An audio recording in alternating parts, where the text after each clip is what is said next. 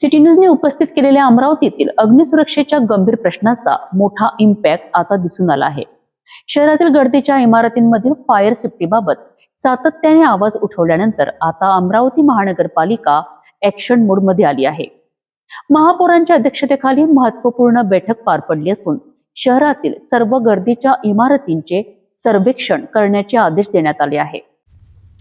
अमरावती शहरातील नागरिकांच्या सुरक्षेला प्राधान्य देत महानगरपालिकेने मोठे पाऊल उचलले आहे।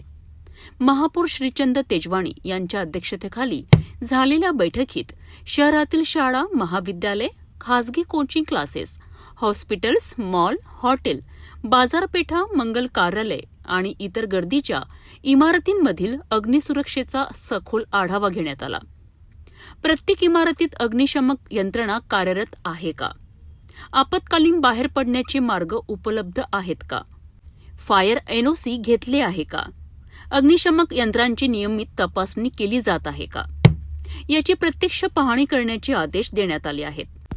महानगरपालिका आयुक्त वर्षा लड्डा यांनी सर्व संबंधित विभागांना समन्वयाने काम करत शहरातील सर्व गर्दीच्या इमारतींचे सर्वेक्षण करून 15 दिवसांच्या आत सविस्तर अहवाल सादर करण्याचे निर्देश दिले आहेत।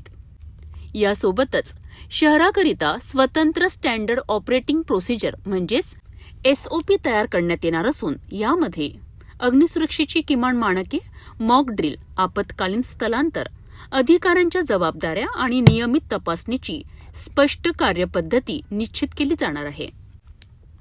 अग्निशमक विभाग, नगररचना विभाग आणि संबंधित यंत्रणा संयुक्तपणे सर्वेक्षण करणार असून ज्या इमारतींमध्ये गंभीर त्रुटी आढळतील त्यांच्यावर नियमानुसार कारवाई करण्यात येणार असल्याचे स्पष्ट करण्यात आलेत। इमारत मालकांनी अग्निशमक यंत्रणा सुस्थितीत ठेवणे, कर्मचाऱ्यांना प्रशिक्षण देणे आणि नागरिकांच्या सुरक्षिततेकरिता आवश्यक सर्व सुविधा उपलब्ध करून देणे बंधनकारक असल्याचेही बैठकीत स्पष्ट करण्यात आले।